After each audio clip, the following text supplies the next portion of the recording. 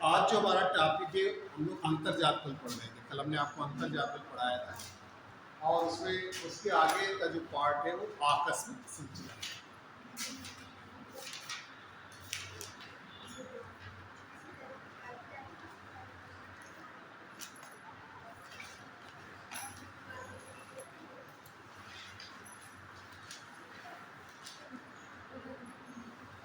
Sudden movements,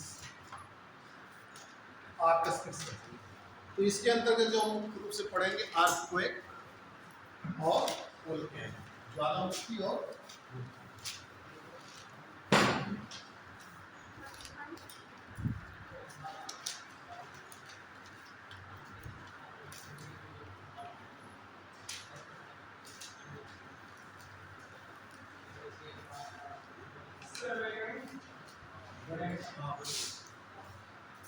अब earthquake हम सबसे पहले लिखते हैं।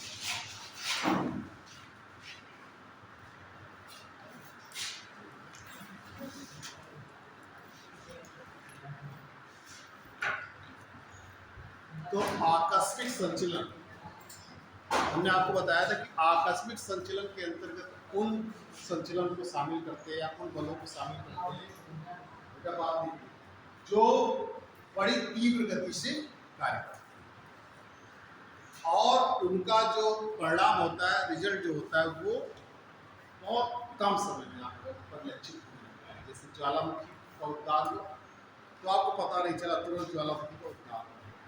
इसी तरह अर्थक्वेक आया आप समझ भी नहीं पाए, पलक झपकते ही पृथ्वी या वो क्षेत्र जहाँ पर अर्थक्वेक आया वो उसकी जो है एकदम संरचना क्या तहस नहस। इस तरीके से आकस्मिक संचलन के अंतर्गत मुख्य रूप से भूकंप और ज्वालामुखी शामिल। आप देखिए आकस्मिक संचलन के अंतर्गत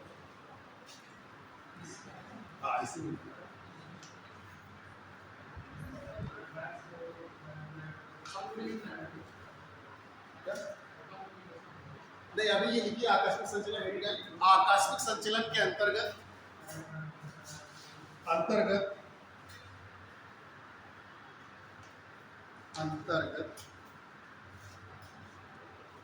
ऐसी घटनाओं को रखा जाता है जो आकस्मिक होती है। आकस्मिक संचलन के अंतर्गत ऐसी घटनाओं को रखा जाता है जो आकस्मिक होती है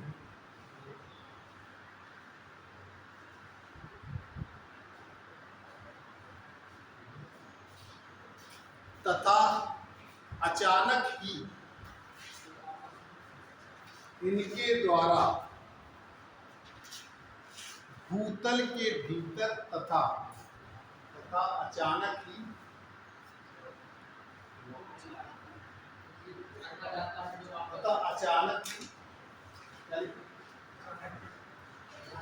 वो रखा जाता है जो आकस्मिक होती है तथा अचानक ही इनके द्वारा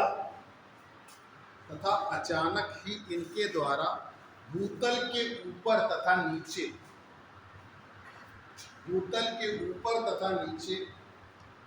विनाशकारी परिवर्तन हो जाते हैं।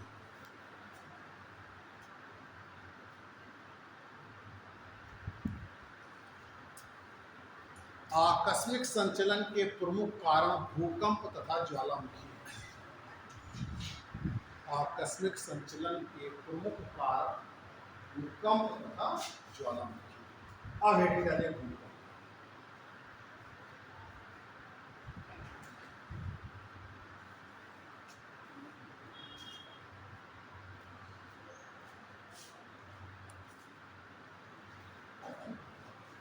अब हेडिंग डाल लीजिए आप भूकंप।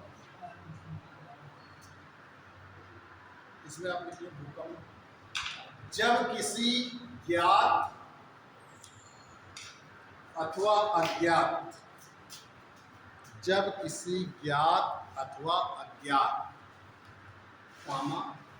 बाह्य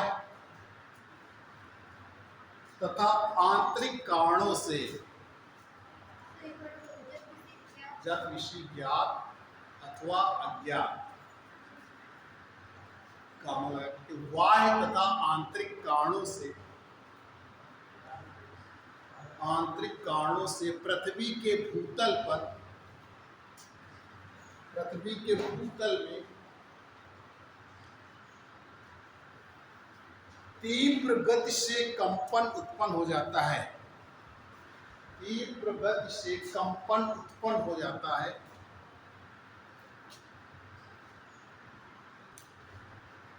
तो उसे भूकंप कहते हैं।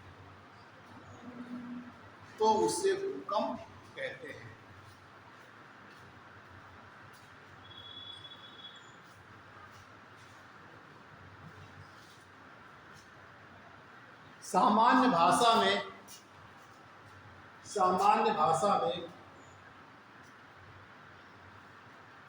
पृथ्वी के धरातल पर कंपन का होना ही पृथ्वी के धरातल पर कंपन का होना ही भूकंप कहलाता है।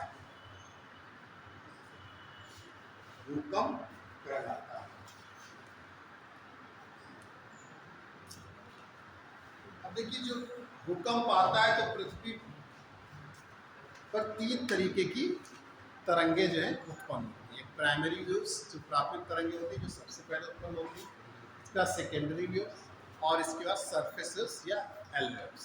3 तरीके की सिस्मिक वेव्स उत्पन्न होती है। तो पहले जैसे भूकंप आया तो पहले प्राथमिक तरंगे, संपूर्ण तरंगे उत्पन्न होती है। फिर इसके बाद सेकेंडरी तरंगे, एस तरंगे, फिर द्वितीय तरंगे कहलाती है। और इसके बाद एल वेव्स या इसको सरफेस वेव्स,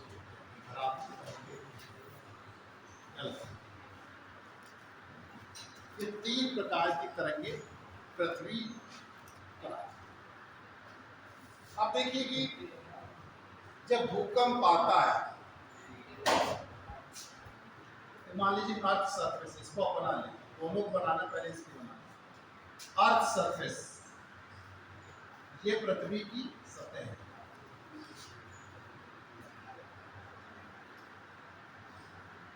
अब मानिए भूकंप का उद्गम यहाँ से होता है, इसको हम लोग क्या कहते हैं, फोकस, या इसको भूकंप मूल में। ये पॉइंट आपको जानना जरूरी है। फोकस एक पूछा जाता है एग्जाम, भूकंप। अब इससे जो है तरंगे ऊपर की तरफ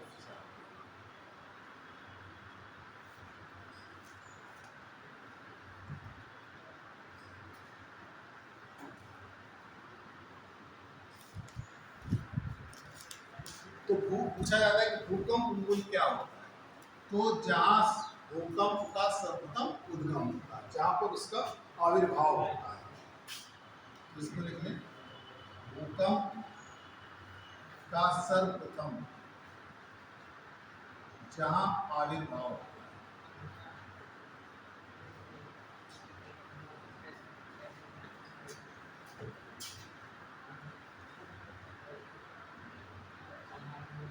वो क्या कहलाता है, भूकंप। बना ले, इसी जगह लिख लें। इसको आपको मालूम होना चाहिए कि भूकंप मूल क्या है। पहले आप इसको बना, फिर इसके बाद इसको बना, फिगर बनाना जरूरी, इसी से आप समझ जाएंगे। यही आपको पूछा जाता है, भूकंप मूल क्या है, पूछा जाएगा। भूकंप का सर्वप्रथम जहाँ आविर्भाव होता है, उद्गम होता है, उसे क्या कहते हैं, तो उसे क्या कहते हैं, भूकंप मूल।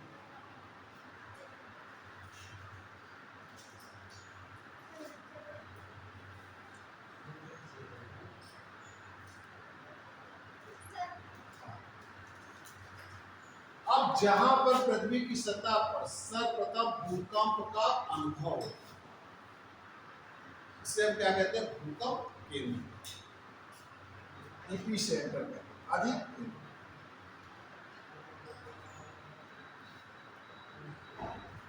भूकंप एपिसेंटर, जहां पर सर्वप्रथम लहरों का अनुभव,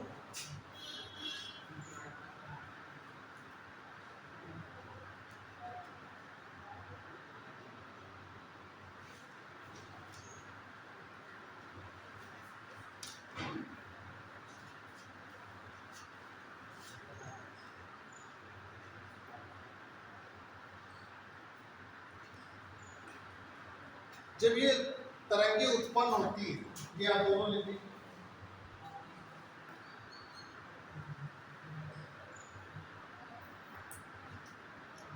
तो वास्तव में पी तरंग ही होती है जो पृथ्वी के एक छोर से दूसरे छोर तक जा सकती है।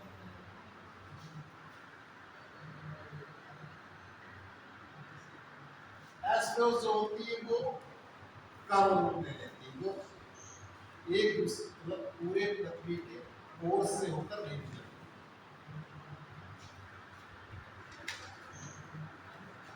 हमने क्रस्ट मेंटल को पढ़ाया था ना, और एल वेव्स जो होती है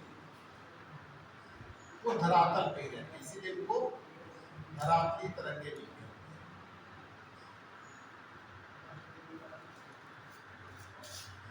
ये आपने बना लिया ना, दोनों शब्दों में अंतर समझे रहिएगा। जहां पर भूकंप का सर्वप्रथम आविर्भाव होता है उसको फोकस कहते हैं, भूकंप धूल कहते हैं, और जहां पर सर्वप्रथम लहरों का अनुभव होता है उसको भूकंप केंद्र कहते हैं, एपिसेंटर अधिकेंद्र। इसको बना लिया। अब इसका नीचे लिखिए, इसको बनाया, हाँ इसको बना लिख ले, फिर लिखिए, बना लिया, हाँ तो इसमें लिखो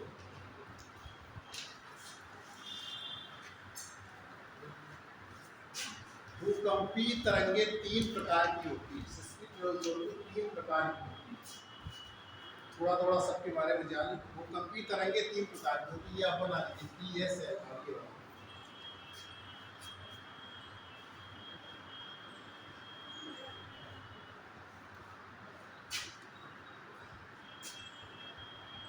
भूकंपी तरंगे तीन प्रकार की होती है। पहला लिखिए प्राथमिक तरंगे,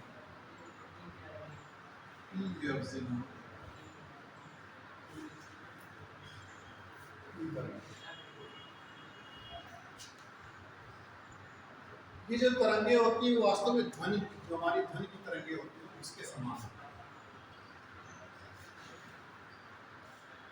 है, तरंगों के समान, जो साउंड तरंगों के समान। ये तीनों तरंगों में सबसे अधिक वेग से गति करती है, सबसे अधिक वेग होता है तीनों तरंगों, और ये द्रव की अपेक्षा ठोस में अधिक, इनकी जो गति होती है द्रव की अपेक्षा ठोस में अधिक।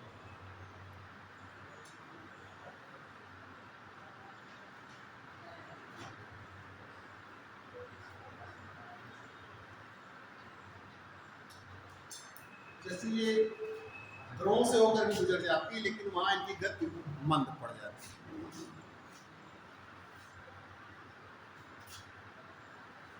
जैसे कोर का हमने बात बताया, ऊपरी भाग मॉल्टन स्टेज में, बाएं भाग और आंतरिक भाग, जब इससे गुजरती है तो यहाँ पर उनकी गति धीरे पड़ जाती है। अब दूसरा देखिए द्वितीयक तरंग,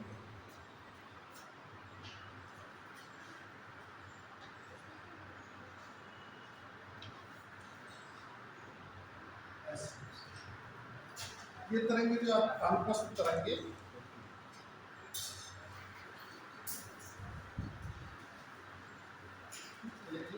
ये प्रकाश तरंगों के समान है।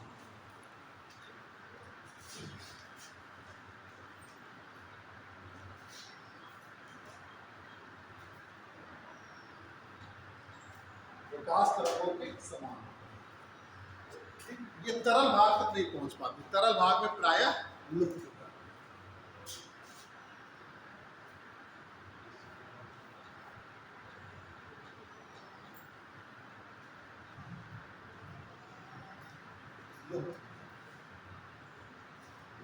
तीसरा देखिए धरातली तरंगे या एल्वेव्स, लॉन्ग वेव्स।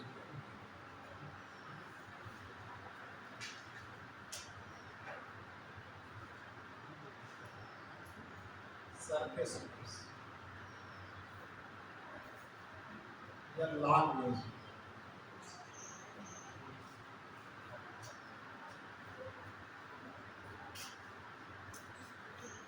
ये आंतरिक भाग में दिया जाती है, पृथ्वी के ऊपरी भाग में ही रहती है। इसको लिख लीजिए, ये पृथ्वी के ऊपरी भाग को ही प्रभावित करती है।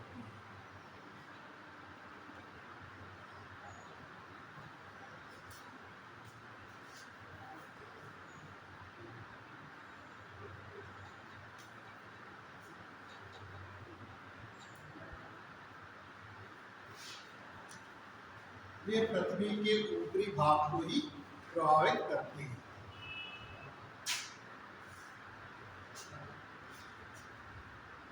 ये लहरें जो होती है सबसे लंबा मार्ग तय करती है, इसीलिए इनको लॉन्ग वेव्स या एल वेव्स भी कहते हैं। इन लहरों को, ये वेव्स ही होती है, इन लहरों को सबसे अधिक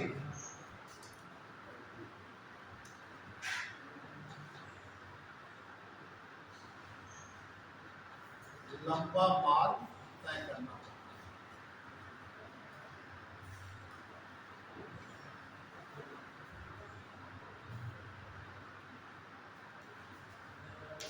इनकी जो गति होती है ये सबसे कम होती है।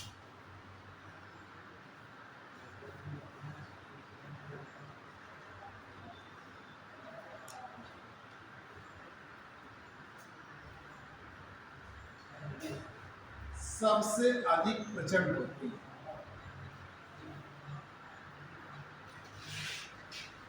मोस्ट इंपॉर्टेंट पूछा जाता है कि कौन सी तरंगे जो होती है मोस्ट डिस्ट्रक्टिव एंड वायलेंट होती है, तो सबसे अधिक प्रचंड मोस्ट डिस्ट्रक्टिव एंड वायलेंट।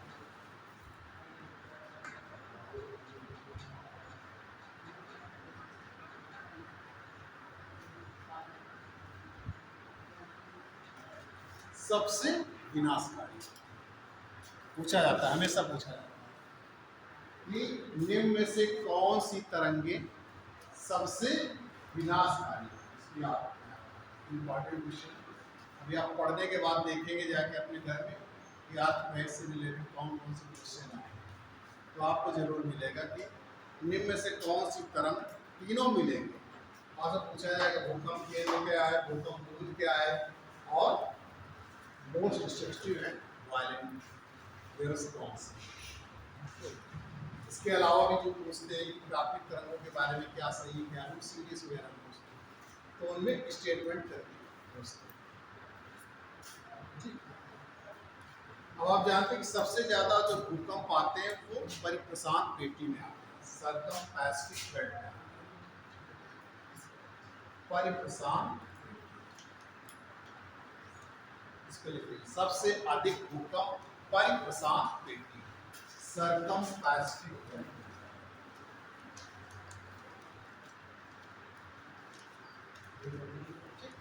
अगर प्लेट टेक्टोनिक थ्योरी के हिसाब से देखा जाए तो विनाशकारी जो प्लेटें होती है, डिस्ट्रक्टिव प्लेट मॉडल्स जो होते हैं, विनाशकारी प्लेटों के साथ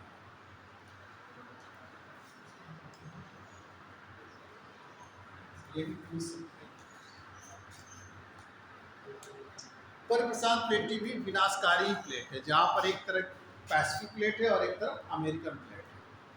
तो पैसिफिक प्लेट जो तो अमेरिकन प्लेट की सबडक्ट होने के बाद जब नीचे की ओर जाती है तो मेल्ट हो जाती है, पिघल जाती है, और फिर जब गैस वगैरह बनती है तो वो ऊपर की तरफ आती है और पृथ्वी की सतह पर क्या करती है, धक्का मारती है, तो जिससे कंपन उत्पन्न होता है।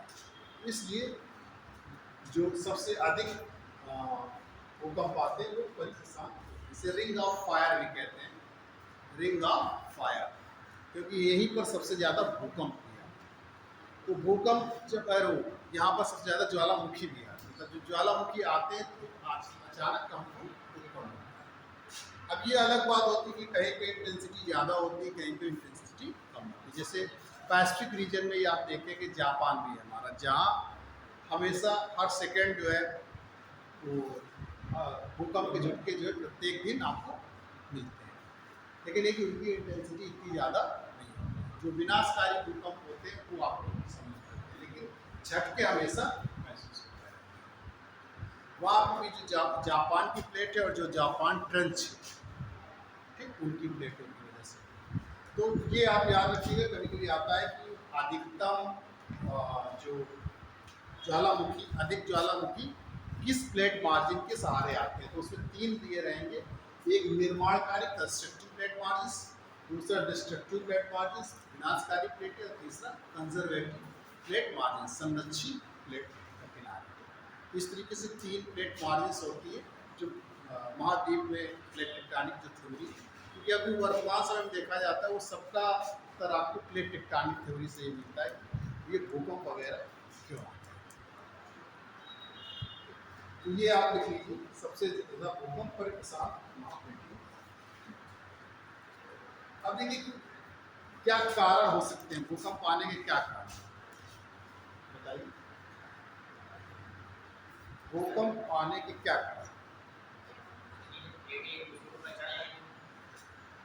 हाँ, और कारण बताइए, प्लेट टेक्टोनिक थ्योरी से तो उसकी व्याख्या की गई, और क्या कारण होते हैं, किन कारणों से भूकंप की स्थिति बनती है। भूकंप आने वाले कि किन कारणों से भूकंप आने आता है। देखिए जो भूकंप आता है वो आकस्मिक आता है और वो नेचुरल ही होता है। हमारी जो एक्टिविटी है उसकी तीव्रता को बढ़ा सकते, उसकी जो फ्रिक्वेंसी उसको कम या ज़्यादा कर सकते हैं। जैसे पहले हम लोग पर्वतीय क्षेत्रों में जाते थे तो उतना भूकंप जल्दी जल्दी नहीं आता, लेकिन अब जब से हमारे टूरिस्ट प्लेस बन गए वहाँ पर भी जो है मानव पहुँच गया है, और सड़कें बनाने के चक्कर में जो है वहाँ की जो इकोलॉजी उससे भी छेड़खानी हो रही, तो अब भूकंप आने की तीव्रता बढ़ रही है। या हमारे जो न्यूक्लियर टेस्टिंग है ज़मीन के अंदर किए जाते हैं, भूगर्भ परीक्षण किए जाते हैं, उनकी वजह से। तो इस तरीके से भूकंप जो है की तीव्रता जो है वो मानव के द्वारा बढ़ जाती है। तीव्रता मतलब फ्रिक्वेंसी, 12 मात्रा कहेंगे इसको सही शब्द। पहले इतने जैसे लैंडस्लाइड घटनाएं पहले ज़्यादा नहीं होती थी, लेकिन अब देखिए कितनी हो रही है। तो चूंकि मानव का हस्तक्षेप जहाँ जहाँ पर बढ़ता जा रहा है वहाँ पर इस तरीके की, क्योंकि हम छेड़खानी कर रहे हैं। प्रकृति भी जो हमारी पृथ्वी भी उसमें आइसोस्टेसी की कंडीशन में सम स्थित में संतुलन में बना, उसका भी संतुलन बना रहता है। जब उसके संतुलन में गड़बड़ी होती है तो हमारे भूकंप आते हैं। जैसे मान लीजिए कोई आपने सब किताबें लगा कर रखी हुई एक अलमारी में, लेकिन आप एक किताब को डिस्टर्ब कर देते हैं तो सारी किताबें गिर जाती हैं। तो उसी तरीके से हमारे पृथ्वी के अंदर भी है जो संरचना है सैलों की, अगर उनमें एक भी डिस्टर्बेंस हो जाती है तो वो जो है जो समस्थिति की होती है वो समस्थिति उसकी बिगड़ जाती है। इस वजह से भी भूकंप आता है। तो क्या क्या कारण हो सकते हैं भूकंप आने के। पहला तो हमने बताया ज्वालामुखी। ज्वालामुखी का उद्गार होता है तब भी चूंकि जो नीचे से गैसें आती है वो बड़ी तेजी से पृष्ठ को तोड़कर बाहर निकलती है। तो ये जो गैस होते हैं जो आते हैं, मैग्मा आता है जब ये पृथ्वी की सतह पर टक्कर मारता है तो इससे भी हमें भूकंप का एहसास होता है। दूसरा है कारण जो फॉल्ट वगैरह जो हमारे भ्रंश की वजह से भी फॉल्ट जो बनते हैं उनकी वजह से भी भूकंप आते हैं। क्योंकि फॉल्ट जब बनते हैं तो जो रॉक्स है हमारी उनका क्या होता है, डिस्प्लेसमेंट होता है। हमने कल ही आपको बताया था कि फॉल्ट जब बनते हैं तो क्या होते हैं कि जो हमारे क्षैतिज बल लगते हैं यानी तनाव मूलक बल एक दूसरे से विपरीत दिशाओं में जाते हैं और सैलों में क्या पड़ जाता है, क्रैक्स पड़ जाते हैं, और जो फॉल्ट प्लेन होता है उसके सहारे काफी दूर तक विस्थापन हो जाता है।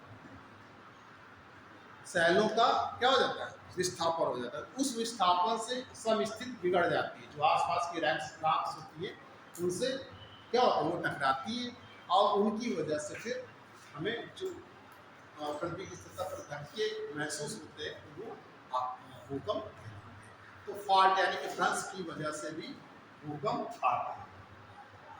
तो इसी तरीके की एक्सपेंशन ऑफ गैसेस, जो गैसों का विस्तार जैसे नीचे है तो नीचे भी जो हमारे तापमान जैसे प्रति 1 डिग्री सेंटीग्रेड प्रति जो है 32 मीटर की गहराई पर 1 डिग्री सेंटीग्रेड तापमान हमारे नीचे बढ़ जाता है। जब पृथ्वी की सतह के नीचे जाते हैं तो 1 डिग्री सेंटीग्रेड तापमान 32 मीटर की गहराई पर बढ़ जाता है, जिसका कारण है वहाँ पर जो रेडियो एक्टिव एलिमेंट है उनकी वजह से। रेडियो एक्टिव एलिमेंट का जो विखंडन होता रहता है उसकी वजह से जो है तापमान में वृद्धि हो जाती है। तो जो वहाँ अंडरग्राउंड वाटर है वो जल वाष्प के रूप में बनकर ऊपर आता है, गैसों के रूप में ऊपर बन के आता है और पृथ्वी की सतह पर नीचे धक्का मारता है, टकराता है, तो उससे भी हमारी पृथ्वी की सतह पर धक्का होता है।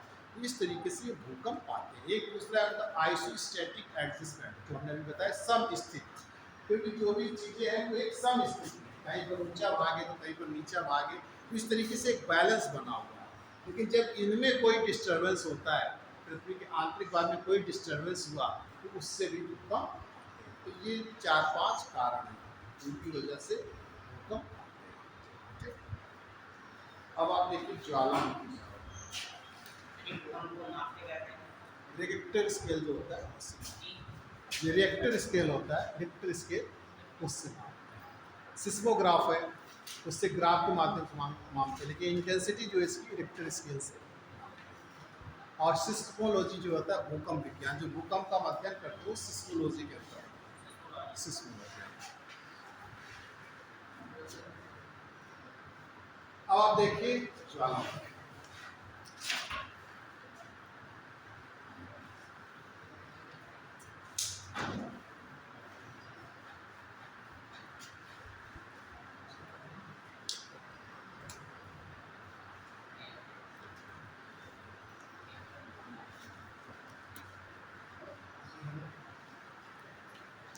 ये क्वेश्चन में कभी आता है कि भूकंप विज्ञान के अध्ययन को क्या कहते हैं, तो सिस्मोलॉजी।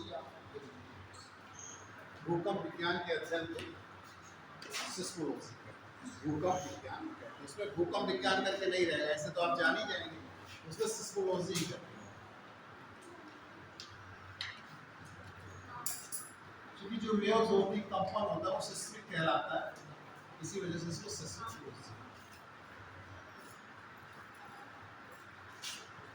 अब आप देखिए ज्वालामुखी वोल्केनो,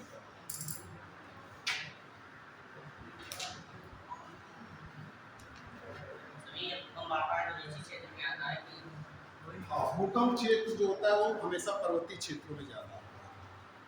ठीक, जितना प्राचीन क्षेत्र होगा उतना भूकंप आने की संभावना कम है।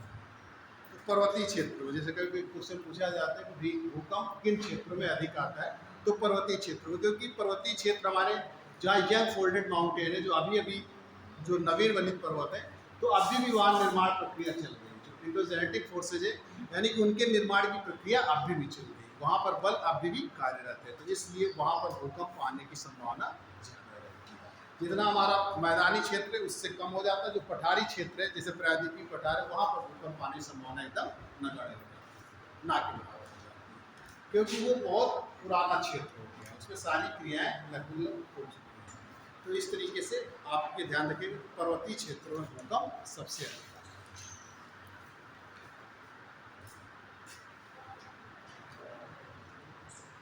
तो ज्वालामुखी, ज्वालामुखी क्रिया, लेकिन ज्वालामुखी वह क्रिया है, हाँ बता तो दिया, और 4-5 कारण है, कोई आते नहीं है ज़्यादा कुछ, आप केवल बता दें, जो आता है वो सब बता दें, लिखना आप लिख ले, आता नहीं है आपको, भूकंप आने कारण आपके यहाँ नहीं है, कहीं नहीं आते, भूकंप आने कारण किसी ज़्यादा एग्जाम इस बता दिया है आपको। ज्वालामुखी वो क्रिया है जिसके अंतर्गत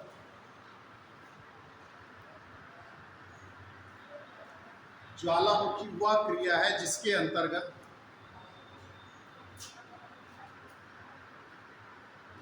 पृथ्वी के अत्यंत तप्त भूगर्भ, पृथ्वी के अत्यंत तप्त भूगर्भ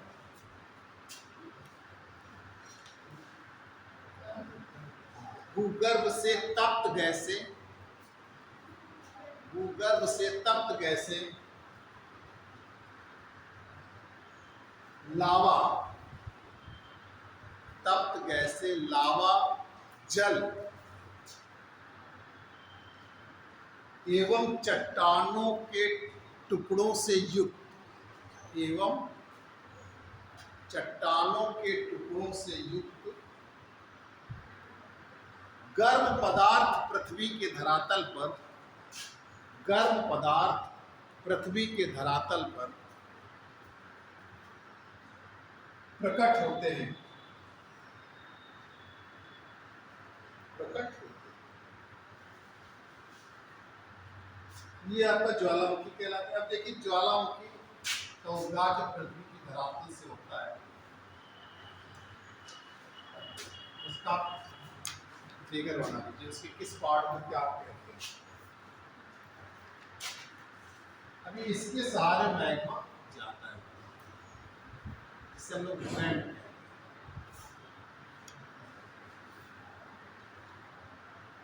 ये वेंट,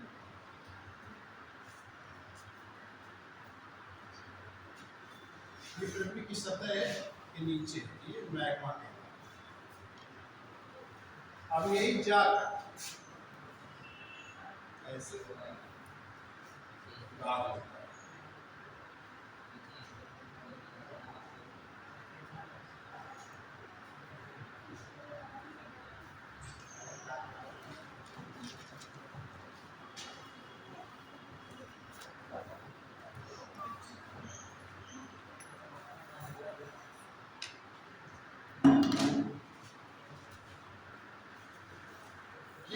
यहाँ जितना जो मुख होता है वेंट यहाँ से, और ये जो कहलाता है वोल्केनिक पाइप है, वोल्केनिक पाइप जिसे हम लोग ज्वालामुखी पाइप कहते हैं। इसके सहारे ऊपर जाता है, हाथ दिन सीधे बैठे,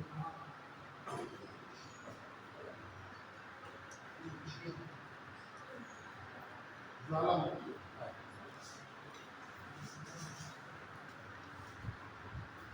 ये जो है ये क्रेटर है, इसको याद रखना। ज्वालामुखी का जो मुख पर दिखाई देता है क्रेटर है।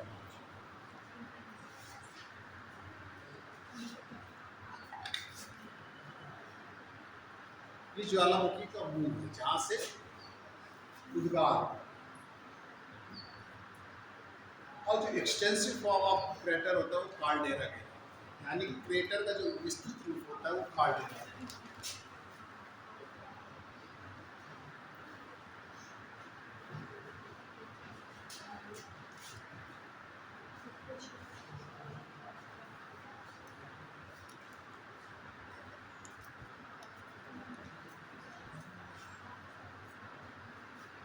कार्डेरा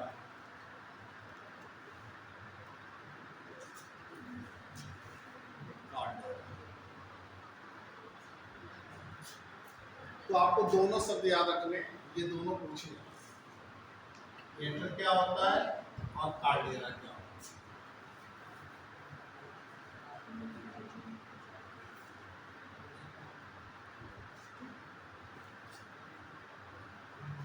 क्रेटर जो ज्वालामुखी।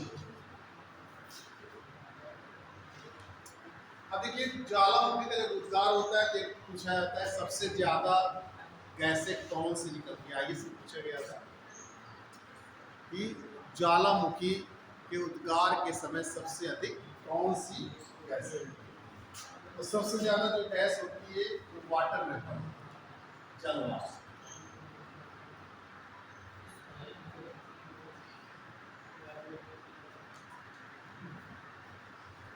जो मोर देन 60%।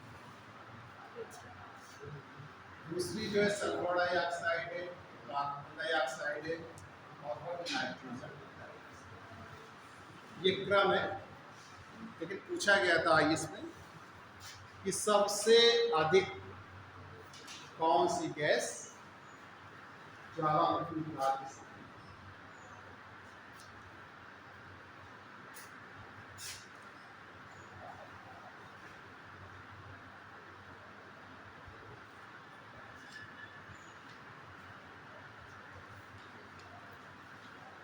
तो उसमें एक बात और ध्यान रखिए, एक बार क्वेश्चन पूछा गया था भूकंप के आने के पहले कौन सी गैस निकलती, तो रेडान गैस निकलती है। ध्यान, भूकंप आने के पहले रेडान गैस।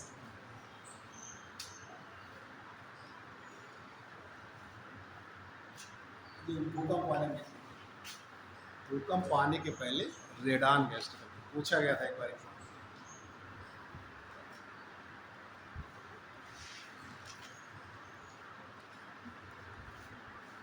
ये ज्वालामुखी के अंदर पार्ट्स ऑफ वोल्केनो, इसको बना लिया आपने। ज्वालामुखी जो छिद्र क्रेटर कहलाता है, इसका विस्तृत रूप कार्डेरा कहलाता है। कार्डेरा जैसे क्रेटर बना जब एक बढ़कर बड़ा हो जाता है, विस्तृत रूप हो जाता है, तो कार्डेरा है। हाँ लिखा है, extensive form of crater is known as caldera. विश्व की सबसे बड़ी कार्डेरा लेक इंडोनेशिया में टोबा लेक पाई जाती है, जो कार्डेरा झील, जब इसमें पानी भर जाता है झील बनती है। क्रेटर का मतलब क्या होता है? क्रेटर, हाँ क्रेटर पता है, तो जो ज्वालामुखी का छिद्र ही क्रेटर।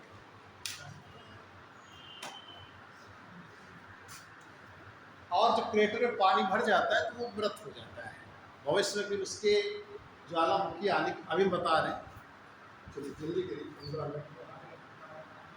अब देखिए ज्वालामुखी की जो तीव्रता है उसके आधार पर ज्वालामुखी 3 तरीके के होते हैं।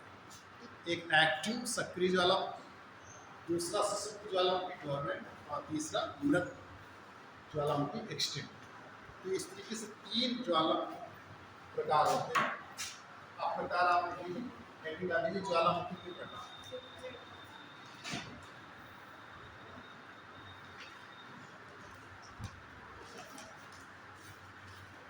Types of volcano, types of. पहला है सक्रिय ज्वालामुखी।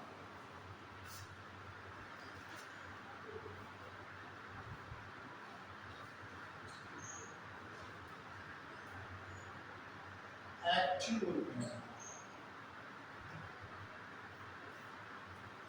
सक्रिय ज्वालामुखी, एक्टिव वोल्केनो।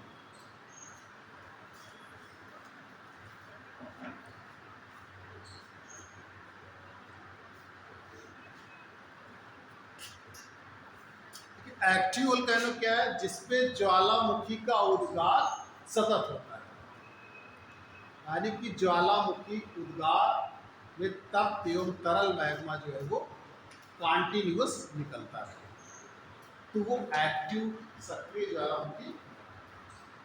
तो इसमें आप लिख लीजिए एक्टिव ज्वालामुखी में ठीक ज्वालामुखी उद्गार हमेशा होता है। ज्वालामुखी उद्गार से जो है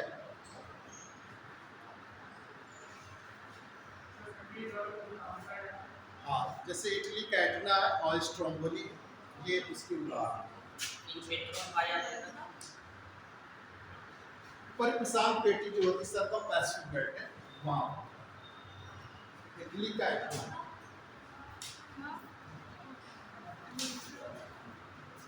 सक्रिय ज्वालामुखी उदाहरण इटली का एटना,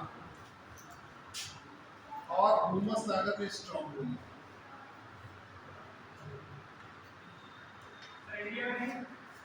नहीं इंडिया में नहीं है, सुसुप्त है, एक्टिव सुसुप्त में बैरन आइलैंड जो है वो अभी आगे जब बताएंगे गवर्नमेंट और वोल्केनो तो उसका एग्जाम। देखिए कभी ज्वालामुखी उद्गार हुआ था और भविष्य में हो सकता है, तो ऐसे ज्वालामुखी को गवर्नमेंट सुसुप्त, कभी सोया हुआ, कभी भी फट सकता है, इसलिए इसको सुसुप्त नाम दिया गया डोरमेंट। एक्टिव लगातार होता है, दिखाई दे रहा है, जैसे स्ट्रोम्बोली इस तरीके से दिखाई देता है कि रात को ये भूमध्य सागर में मेडिटेरियन सी में, तो इसको भूमध्य सागर का प्रकाश स्तंभ भी कहते हैं, लाइट पिलर ऑफ मेडिटेरियन सी कहते हैं। एग्जाम में पूछा भी जाता है किसे भूमध्य सागर का प्रकाश स्तंभ कहा जाता है, तो स्ट्रोम्बोली है, तो भूमध्य सागर में पाया जाता है मेडिटेरियन सी में, और इसे भूमध्य सागर का ही प्रकाश स्तंभ है।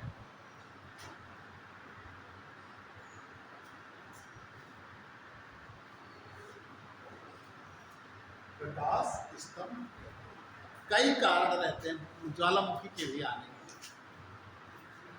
ये विनाशकारी प्लेटों 80% जो है हमारा वो सर्कल पैसिव बेल्ट में ही है।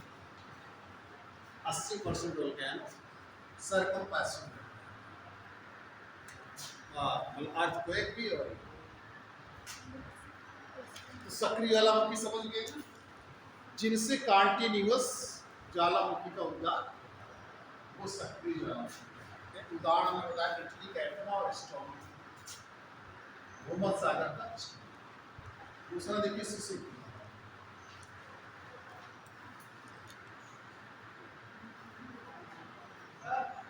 हाँ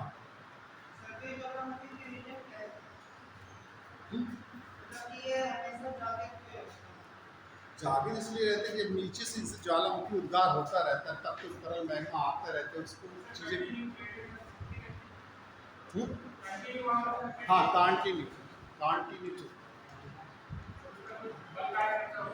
नहीं बल का क्या कार्य करते, बैल तो वैसे भी इंडोजेनेटिक जो फोर्सेज होते हैं हमेशा कार्य करते हैं, लेकिन उससे ताप एवं तरल मैग्मा जो नीचे है आपके वो उससे कंटिन्यू इरप्शन उसका होता है। जब तक तब तक तरल मैग्मा उसको मिलता रहेगा, नीचे से उसको पूर्ति होती रहेगी, तब तक जो है उद्गार होता है। तो विनाशकारी प्लेटों का जो सबडक्शन होता है नीचे प्लेटों का, वही प्लेट जाती है मेल्ट होकर जो है इसमें ऊपर की ओर आती है, गैसेज वगैरह बनती है।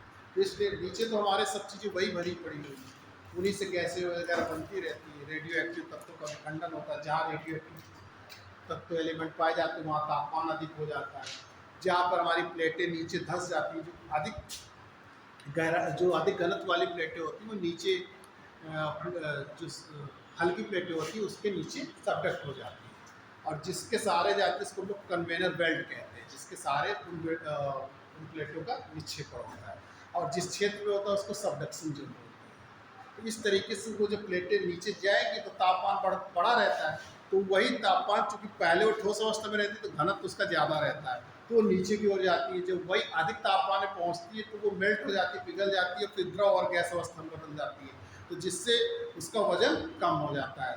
तो गैस अवस्था में जब हो जाती है तो फिर वो नीचे से ऊपर की ओर आने लगती है और वो पृथ्वी पर जो है जाकर टक्कर मारती है। तो जहाँ उसको क्रैक्स या टूटा हुआ क्षेत्र है तो वो ज्वालामुखी के रूप में आ जाती है, नहीं तो जहाँ नहीं तोड़ पाती तो वो केवल कंपन कर देती है, तो इसलिए वहाँ पे ज्वालामुखी का होता है। जैसे हिमालय क्षेत्र में जो है ज्वालामुखी कभी नहीं है। बताइए किसी ने सुना हो कि हिमालय क्षेत्र में ज्वालामुखी का अनुभव अभी? तो पर्वतीय क्षेत्रों में जैसे हिमालय क्षेत्र में क्या कि वहाँ की क्रस्ट बहुत मोटी है, हमने आपको बताया था जब भूतपति बनाया 70 किलोमीटर की गहराई तक है, तो नीचे से जो तरल एवं तप्त मैग्मा आता है, गैसेज आती है, वो क्रस्ट को तोड़ नहीं पाती, इसीलिए भूकंप ज्यादा आता है, भूकंप ज्यादा। सुसुप्त ज्वालामुखी इसका जो मतलब है कि कभी ज्वालामुखी का उद्गार हुआ था और भविष्य में होने की संभावना है। अभी हम ये नहीं कह सकते कि अभी नहीं होगा, एक हमारे दिमाग में आशा बनी हुई है कि हो सकता है कि ज्वालामुखी आ जाए, ज्वालामुखी का उद्गार हो जाए। इस तरीके को सुसुप्त ज्वालामुखी कहते हैं। एक तरीके से समझिए कि सोया कभी भी जागृत हो सकता है, इसी सक्रिय को जागृत ज्वालामुखी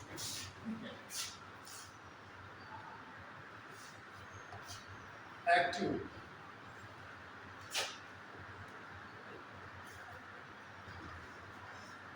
ऐसे जापान का फ्यूजियामा है, जापान का फ्यूजियामा, ये आपका डोरमेंट देख रहे हैं आप। फ्यूजियामा जो हांसू आइलैंड में सब लोग आसपास वहाँ रह भी रहे हैं, लेकिन कभी भी फट सकता है, कोई ये गारंटी नहीं कि अभी नहीं है। जापान का फ्यूजियामा। उसी तरह इटली का जो फिशियस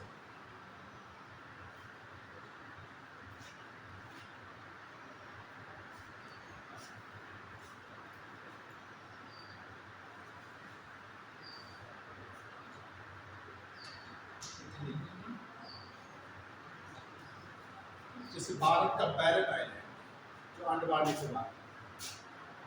तीसरा मृत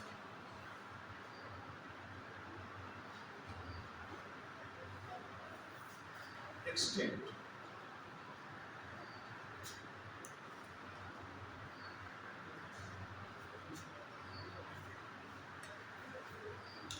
शांत या मृत ज्वालामुखी। अब ये शांत हो गए हैं। कैसे शांत होगी? क्योंकि इनके क्रेटर में जाकर पानी भर गया है, जल भर गया, तो अब इनमें उद्गार होने की कोई संभावना नहीं, तो इसलिए इनको मृत ज्वालामुखी कहते हैं या शांत ज्वालामुखी कहते हैं। तो इसका कारण यही है कि जब ज्वालामुखी का जो क्षेत्र है उसमें, उसके क्रेटर में, ज्वालामुखी के क्रेटर में, छिद्र में जब पानी भर जाता है तो फिर भविष्य में ज्वालामुखी आने की कोई संभावना नहीं रहती है। इस प्रकार के ज्वालामुखियों को क्या कहते हैं? मृत या शांत ज्वालामुखी कहते हैं। जैसे म्यांमार का पोपा, म्यांमार,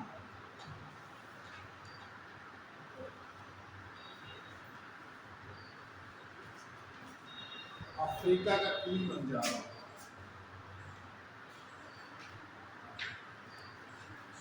किलिमंजारो जो पूर्वी अफ्रीका में पाया जाता है।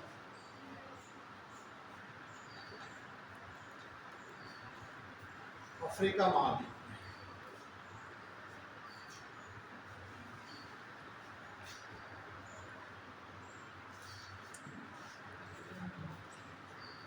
सबसे ज्यादा जो वोल्केनो आते हैं, ज्वालामुखी आते हैं, वो पैसिफिक बेल्ट में ही आते हैं, परिप्रशांत महासागर।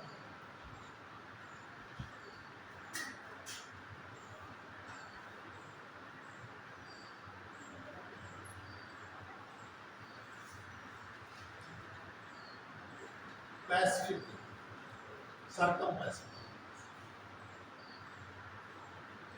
परिप्रशांत बेल्ट, सर्कम पैसिफिक। इसको हम लोग रिंग ऑफ फायर, अग्निवलय, ये पूछा जाता है क्वेश्चन। अग्निवलय किसे कहते हैं? Ring of fire. तो परिप्रशांत बेल्ट को हम लोग रिंग ऑफ फायर कहते हैं। देखिए पूरी जो पृथ्वी है ये सब प्लेटों से बनी हुई है। ये जो प्लेटें हैं वो नीचे तप्त एवं तरल मैग्मा में तैर भी रही है। प्लेटों में मूवमेंट हो रहा है, कोई प्लेट स्थिर नहीं है। आज की जो हम स्थिति देख रहे हैं, भारत को 7 करोड़ वर्ष पूर्व जो अगर देखा जाए तो वो दक्षिणी गोलार्ध है। जो आज भारत उत्तरी गोलार्ध में 7 करोड़ वर्ष पहले वो दक्षिणी गोलार्ध है। तो इस तरीके से जो भी घटनाएं घटित हो रही है वर्तमान समय में, वो सब प्लेट टेक्टोनिक थ्योरी यानी कि प्लेटों के मूवमेंट की वजह से। और सभी का जवाब क्या है? Plate tectonic, plate gravitation.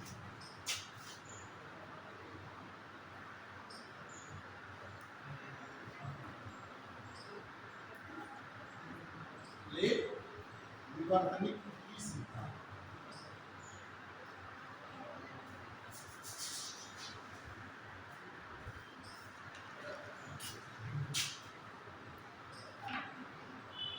इसमें यह माना गया है कि प्लेटें जो है 7 मेजर प्लेट्स, जो आप महाद्वीप देखें 7 मेजर प्लेट्स, जैसे अमेरिकन, नॉर्थ अमेरिकन प्लेट, उत्तरी अमेरिकन प्लेट, दक्षिणी अमेरिकन प्लेट, 7 मेजर प्लेट्स।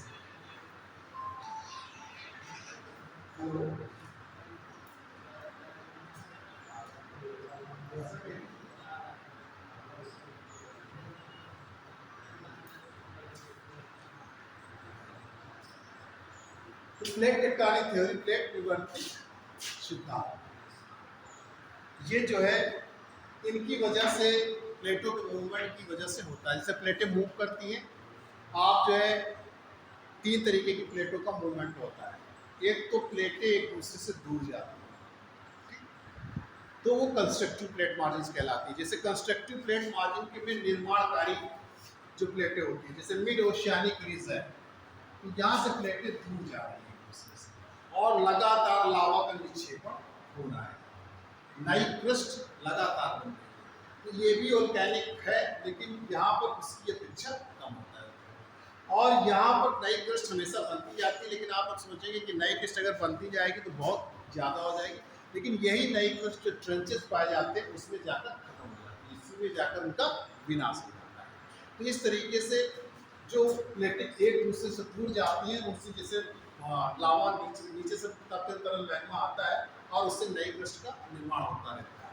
तो इस तरीके से, क्योंकि महाद्वीपीय जो महासागरीय क्रस्ट है हमारी, उसमें हमने आपको बताया था कि बेसाल्ट पाया जाता है, अभी लिखाया था आपको। तो वो बेसाल्ट जो लावा निकलता है, ठीक वही बेसाल्ट का रूप धारण करके क्रस्ट को बनाता है। पैसिफिक प्लेट, वो जो विनाशकारी प्लेटें, उनमें प्लेटें एक दूसरे की तरफ, एक दूसरे की तरफ, जिसका वेट ज़्यादा होता है वो प्लेट दूसरी प्लेट के नीचे सबडक्ट हो जाती है, इसका निक्षेपण हो जाता है, ए और बी जैसी।